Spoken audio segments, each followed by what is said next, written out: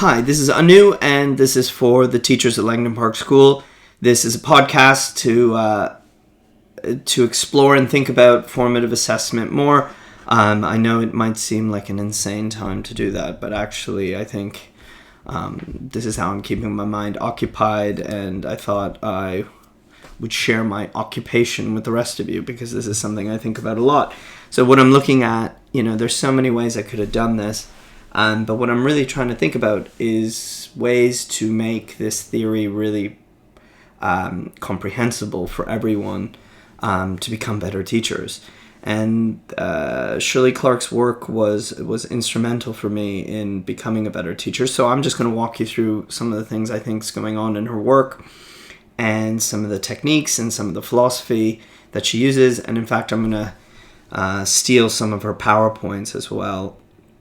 So I'm going to start with a starter. Now, when I do a starter, obviously you can't talk to anyone necessarily. So I'm just gonna give you the starter, and then you're gonna think about it, and I'll give you an idea. So order these famous people from least clever to most clever: J.K. Rowling, Albert Einstein, Stormzy, David Beckham, Boris Johnson.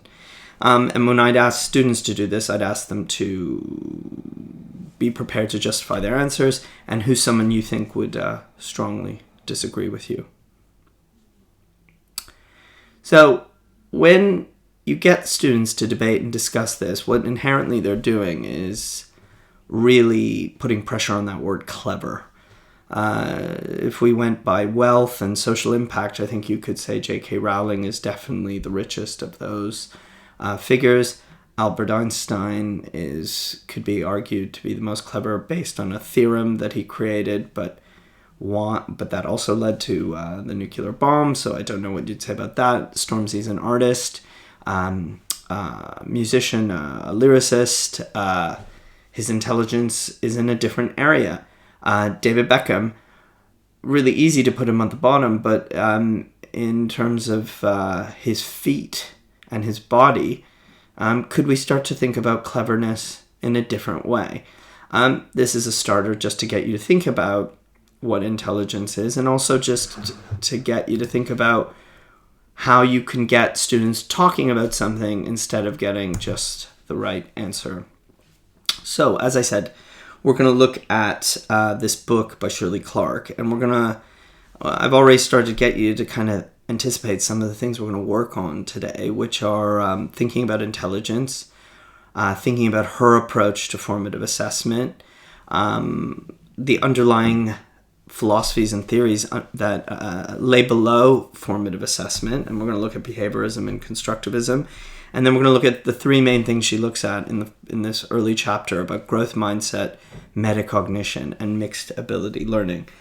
Because you see, the thing is that if you think of formative assessment just as a bunch of techniques, you can have all the techniques in a lesson and still not have very good learning.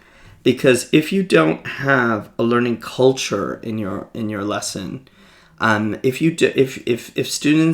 some students are being rewarded and some aren't, and you still have this kind of behaviorist atmosphere in your lessons, I'm going to provoke you in that way. Students don't really develop a sense of self-efficacy and control over their own learning, ultimately, and the resilience to deal with controlling themselves and to persist when the learning is difficult.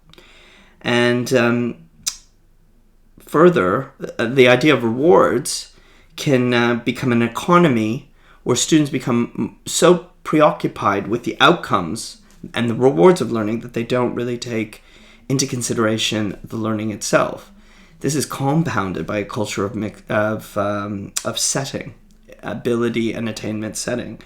So when we imagine picking a student randomly and pulling their work on the visualizer and then filled with a sense of dread and fear over their work being mocked or them not seeming intelligent, that's a problem. We need to think about what is the culture that we want to create so that just never occurs. So this is from some training I did with Clarke years ago.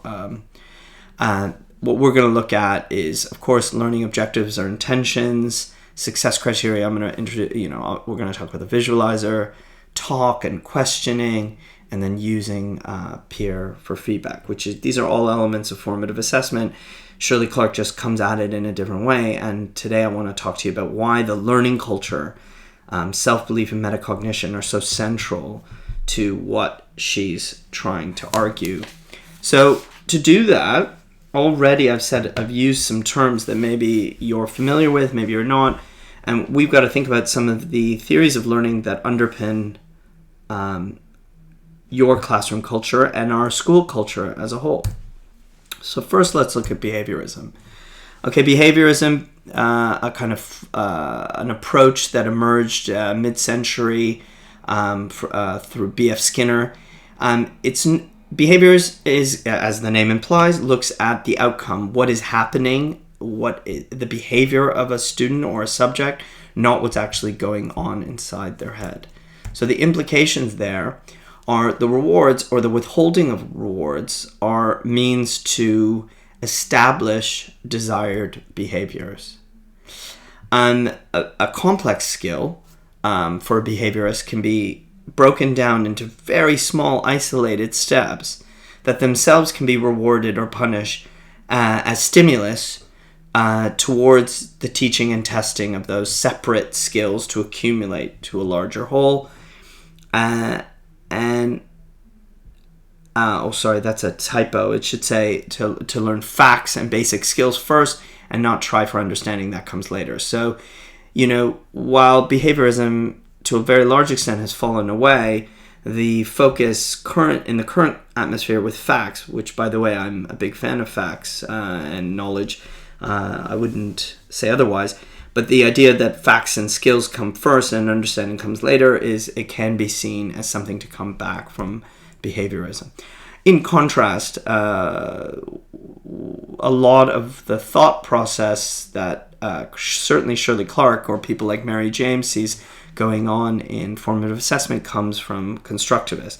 So in contrast, they focus on the mental model. So what's going on inside the mind of a student and the transformations of incoming ideas with what the student already knows and how those things interact.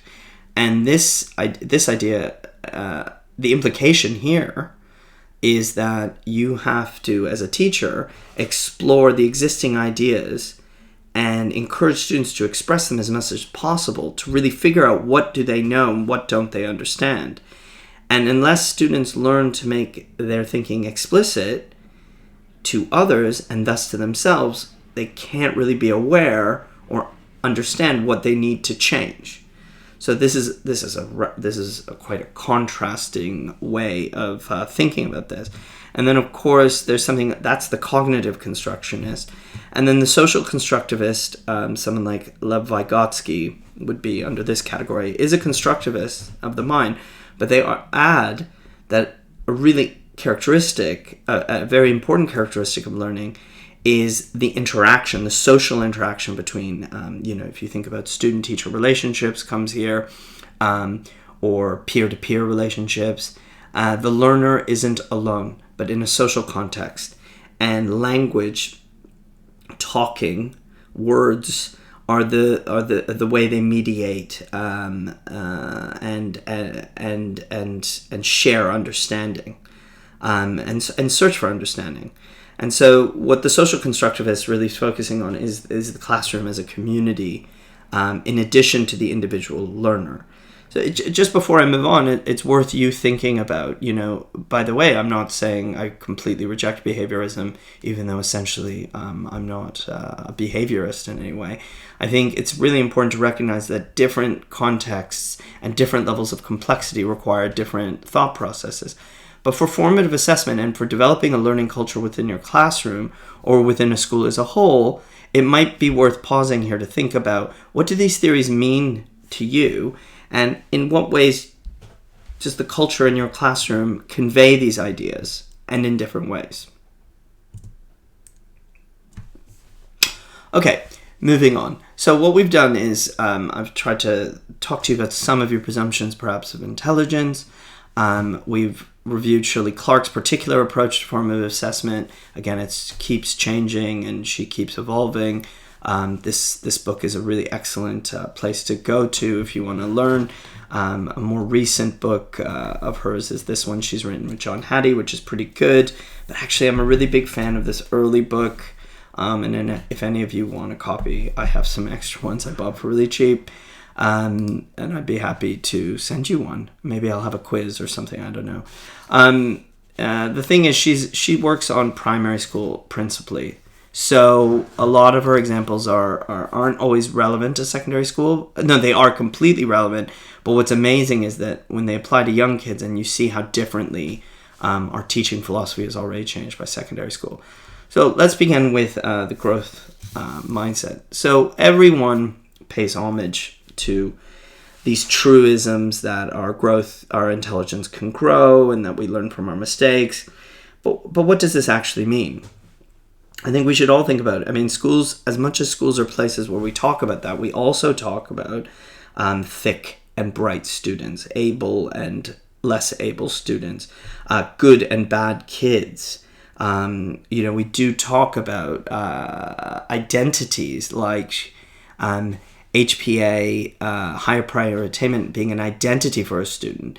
And we may not realize that some of this language, while useful in some contexts for describing and discussing students, or sometimes just expressing the pain of teaching, in some other moments can really go against some of these ideas of Dweck's, which is the brain is a muscle that can grow. And the question we have to consider for ourselves is, how do we convince students that with time, effort, practice, and input, we can all improve? Now, the mythology with this idea is that there are some of us who have fixed mindsets and some of us who have growth mindsets, and that isn't the case. Dweck's idea is that all of us have fixed mindsets about some things. So, for example, I think, when I talk about myself, I can't cook, which, by the way, is totally untrue. I'm just really perhaps not as oriented towards cooking as some other people, or I'm not an athlete. What I'm doing is I'm demonstrating a fixed mindset, whereas in other aspects of my life, as a student, as a perpetual student, as someone who's curious, I always presume I have a growth mindset, but it's really to the task. And the mistake we make in schools is that sometimes in praising a student for being clever or intelligent, what we're doing is we're fixing the subliminal message we're giving them is we're fixing their identity. And so what we do is we subliminally tell them, when you finish something really quickly, you are intelligent, you are clever. And you say things, or I say things, or we all say things like, well done, you did that without even trying. And what happens is the student starts to develop a fear of what that means if they do try and fail.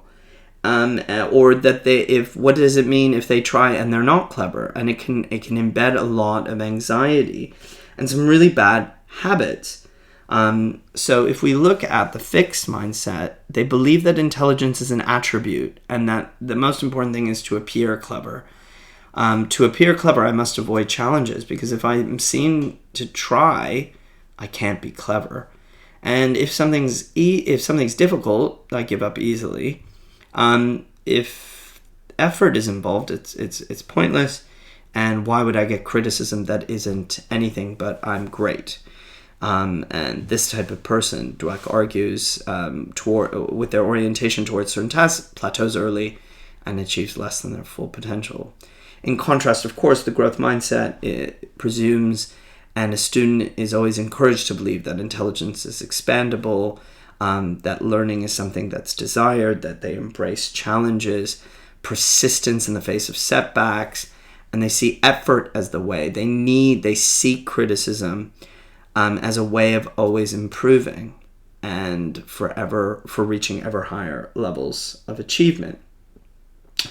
So when we start to think about teaching students that instead of competing against one another, or instead of learning to gain some kind of extrinsic reward, or sticker or something, or competition when we're going against each other, so my sense of self comes only from defeating you, these things can lead to more of a fixed mindset. Whereas if we teach students that the intrinsic joy of learning is what we're seeking, where we're in competition with ourselves, we can improve more. We can inculcate a notion that students actually enjoy learning. So this is a table taken from the book that I'm encouraging you all to read. To create a growth mindset, we need to create a culture where errors are celebrated, challenge and difficulty associated with the joy of learning, and students learn to keep going. So I want you to think about, when you just look at this table, how can we do this in our classrooms? And how can we do this as a school? So on the left, you have the fixed, middle, you have this halfway house, and in growth. So in what ways can you in the classroom and we as a school encourage the growth mindset, in very particularly in our classrooms and in the school as a whole? You can pause, you can discuss as you see fit. Maybe in the future I can do this as a call-in show, I guess. The question I have for you to think about is, do you feel that you can be a better teacher tomorrow than you are today?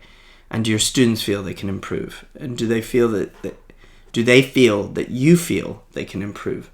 And how important is that to the learning culture in your classroom? A lot more than you may initially realize. So when we think about the values that we want to establish, I really want you to think about this idea of identity, being clever or dumb, versus effort, to shift our language away from that kind of focus on who is clever, who isn't clever, and moving towards that effort that students are putting in.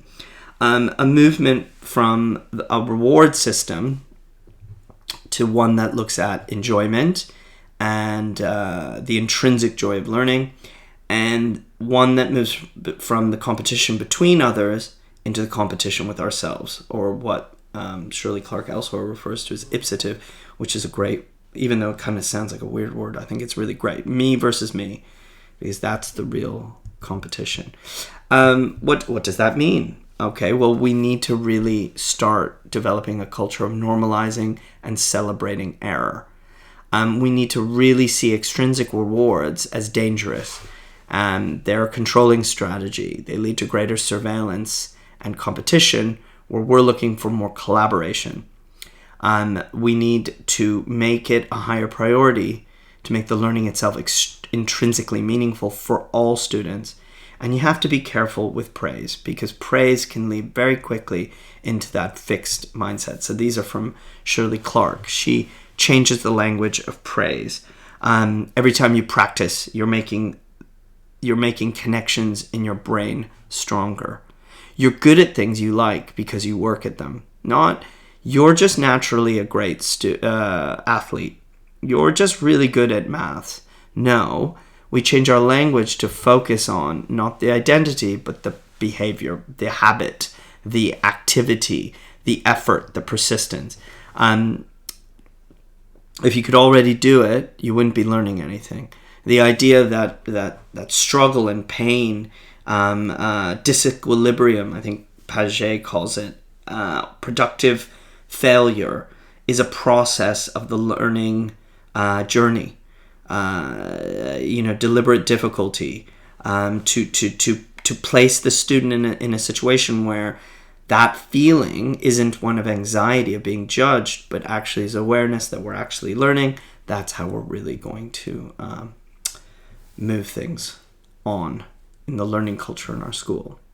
Okay, so that was the growth mindset. Again, it's something, I strongly recommend you read Dweck's book. It's really good reading.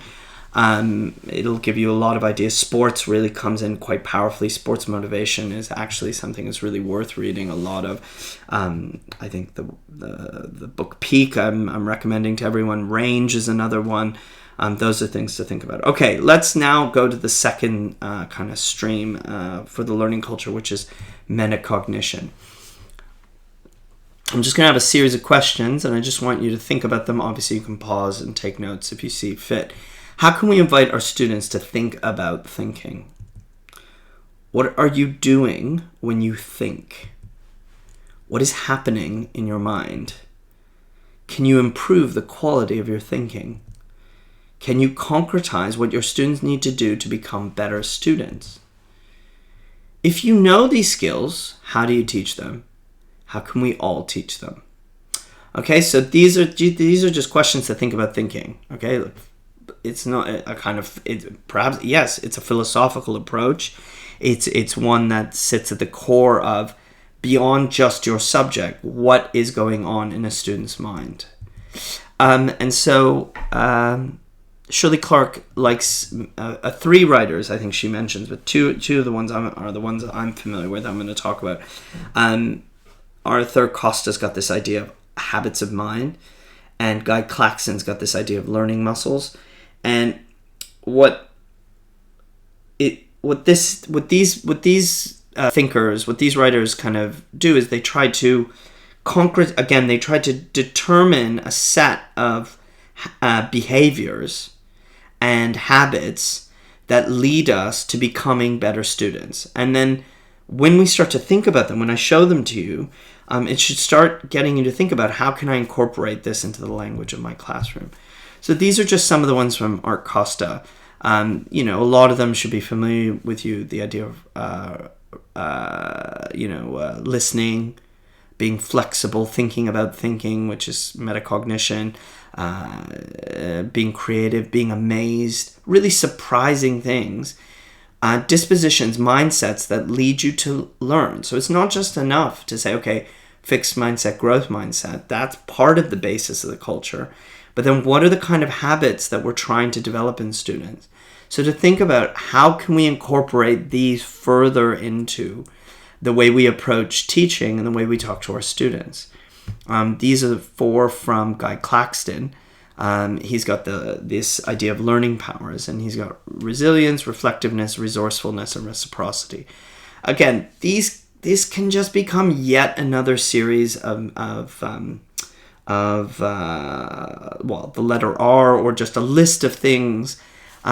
These aren't exactly learning intentions, are they? Because they're about making students into better students, or the values that you have as a teacher and how you integrate them in your classroom. So in primary classrooms, sometimes what they will do is they will give these criteria kind of character names, Klaus, the concentrating caterpillar or something. But it's a way to just get students to think about a habit or a behavior that they should be bringing to the classroom that stands next to the curriculum that you're doing in the lesson. It's like kind of the hidden curriculum of what it means to be a great student, but we don't really talk about it very much. So this is figure 2.8 in Shirley Clarke's book. She's just kind of coordinated all these into certain great concentration. Don't give up. Be cooperative. Curious. Have a go. Use your imagination. Keep improving. Enjoying learning.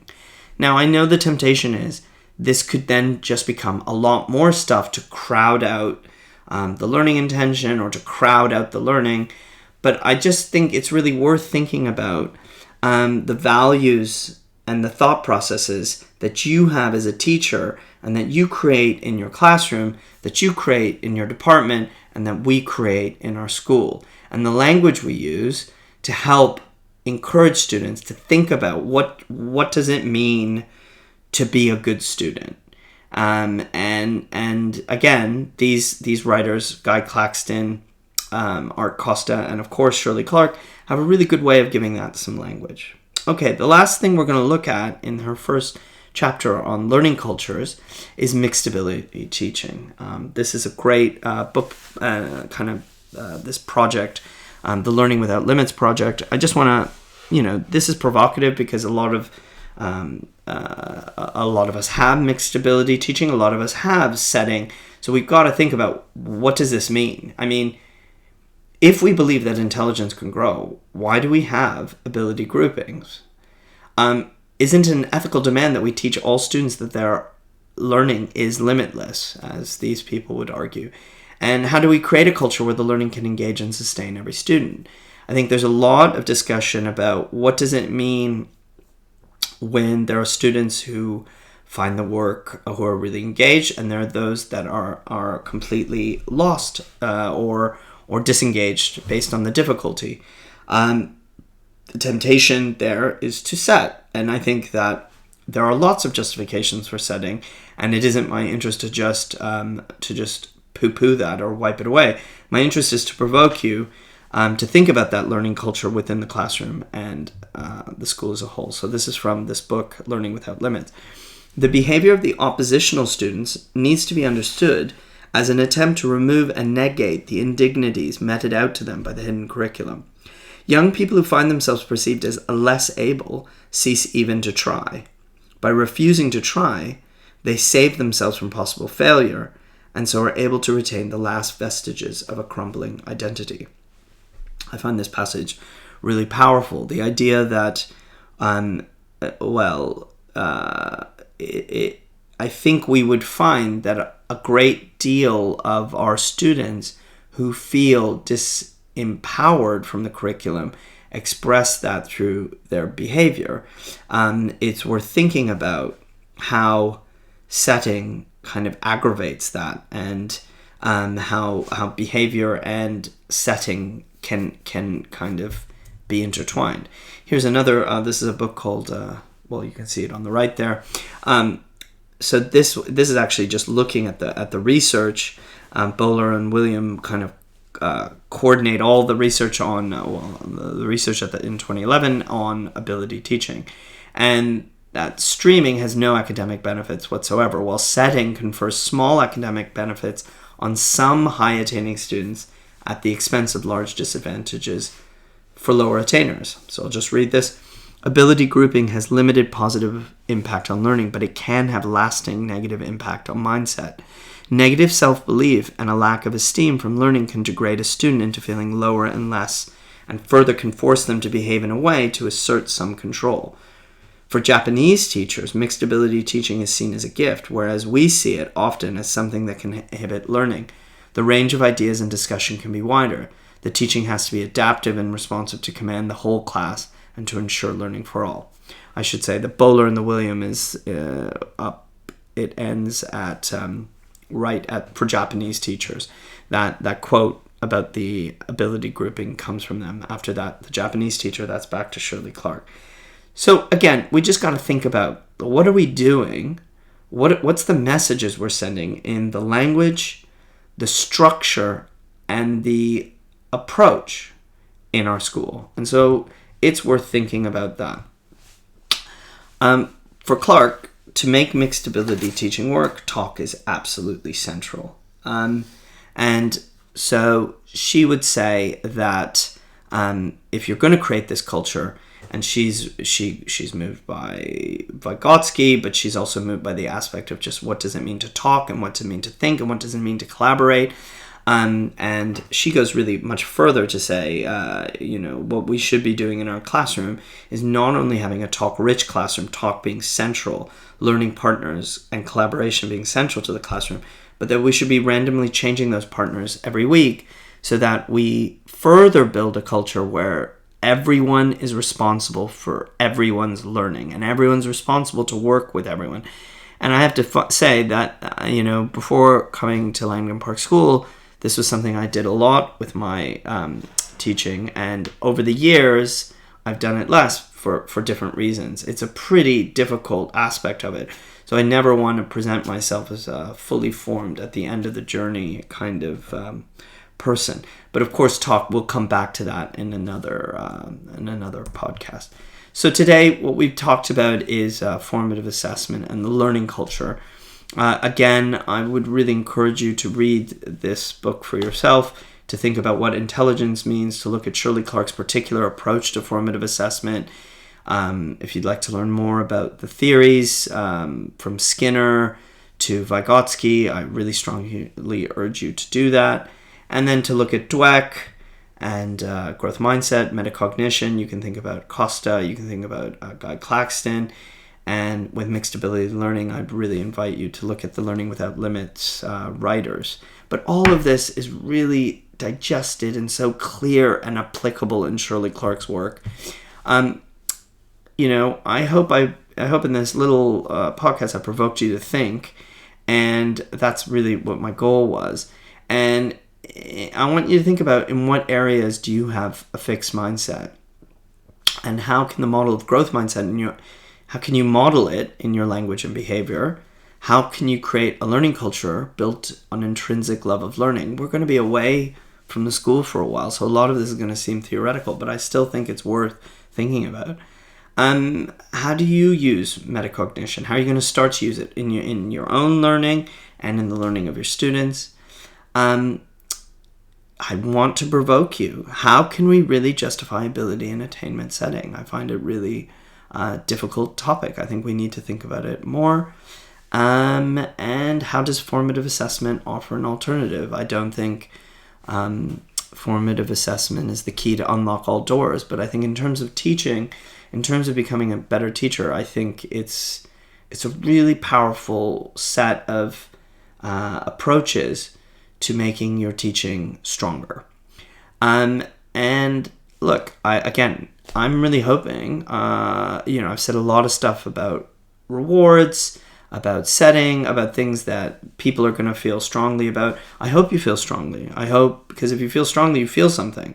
And I'm looking for a debate. Let's have a debate. And I hope that if you want to read and research alternatives and you want to pose that, this could be a really great forum to do that. I really would encourage you strongly, once again, to look at Shirley Clarke's work. If you really want to get deeper into it, Dylan Williams' body of work is really helpful, but sometimes the practical's a bit lost, I think, in Dylan Williams, even though he always gives techniques and ideas. Shirley Clarke is aimed directly at the techniques, and this book has access to her website, which you can just go to her website and you can see videos of almost all the techniques and aspects that she's kind of exploring. So your homework, of course, is to read, get a copy of this book, and before everything is shut down, and read, write your own ideas of what you think. Write your own ideas. Write me, please, and say, tell me what you want to discuss and argue. If there are other things that you'd like to talk about. I'm just going to work through the book. So this is just the first one.